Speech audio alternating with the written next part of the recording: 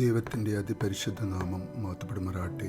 നമ്മളിന്ന് വായിക്കുന്നത് ലൂക്കോസിൻ്റെ സുവിശേഷം 19-ാം അധ്യായം 31 മുതലുള്ള വാക്യങ്ങൾ.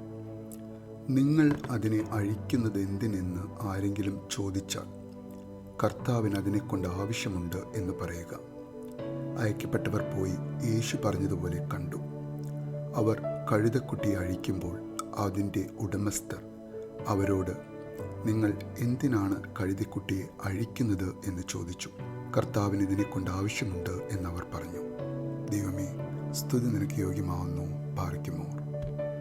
യേശു തൻ്റെ 2 ശിഷ്യന്മാരെ, ഏത് ശിഷ്യന്മാരാണ് എന്ന് പേരെടുത്ത് പറയുന്നില്ല എങ്കിലും ആ 2 പേരെ താൻ ബെഥാനിയുടെയും ബെത്ഫാഗയുടെയും അടുത്തെത്തിയപ്പോൾ തൻ്റെ യെരുശലേമിലേക്കുള്ള യാത്രയ്ക്കായി ഒരു ഏറ്റവും എളിമയുടെ പര്യായമായ, താഴ്മയുടെ പര്യായമായ ഒരു സാധു മൃഗത്തെ, ആരും വില കൽപ്പിക്കാത്ത, ആരും ഒരു പ്രാധാന്യവും നൽകാത്ത, ചുമട് താങ്ങുവാൻ ആയി എപ്പോഴും ഉപയോഗിക്കുന്ന ഒരു കഴുതയെ, അതും ഒരു കഴുതക്കുട്ടിയെ അവൻ്റെ യെരുശലേമിലേക്കുള്ള എഴുന്നള്ളത്തിനായി അവൻ മുൻകൂട്ടി കാണുകയാണ്.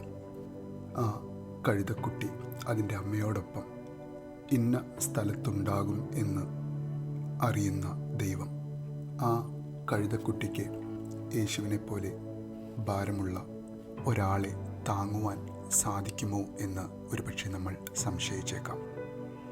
എന്നാൽ അതിൻ്റെ സൃഷ്ടാവാണ് ആ കഴുതക്കുട്ടിയെ തിരഞ്ഞെടുക്കുന്നത്.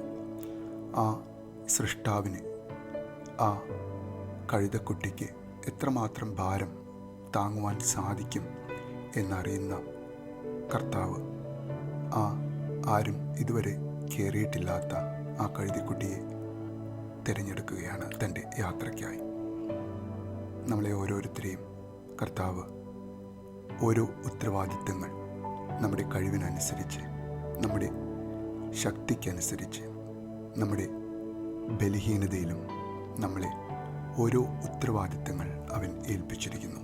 നമ്മളെ ഏൽപ്പിച്ചിട്ടുള്ള ഉത്തരവാദിത്തങ്ങളിൽ അവൻ്റെ ആ യാത്രയ്ക്കായി അവൻ ഉപയോഗിച്ച ആ കഴുതക്കുട്ടിയെപ്പോലെ നമുക്കും അവനെ വഹിക്കുന്ന ഒരു വ്യക്തിയായി, നമ്മുടെ ഇടയിൽ പ്രയാസമനുഭവിക്കുന്ന, നമ്മുടെ ഭവനത്തിലും നമ്മുടെ ബന്ധുമിത്രാദികളുടെ ഇടയിലും നമ്മുടെ ചാർച്ചക്കാരുടെ ഇടയിലും നമ്മുടെ സ്നേഹിതരുടെ ഇടയിലും വേദനയിലൂടെയും സഹനങ്ങളിലൂടെയും കടന്നു പോകുന്നവർക്ക് താങ്ങും തണലുമാകുന്ന അവൻ്റെ മുഖം കാണിച്ചു കൊടുക്കുന്ന, ക്രിസ്തുവിനെ കാണിച്ചു കൊടുക്കുന്ന ഒരു നല്ല സ്നേഹിതനായി, ഒരു നല്ല അവൻ്റെ ദൂതനായി വേദനകളിലൂടെ കടന്നു പോകുന്ന ഓരോ വ്യക്തിത്വങ്ങളെയും സഹായിക്കുവാനും അവർക്ക് വേണ്ട ചെറുതും വലുതുമായ ശുശ്രൂഷകൾ ചെയ്യുന്ന ഒരു നല്ല വ്യക്തിത്വത്തിനുടമയായ ഒരു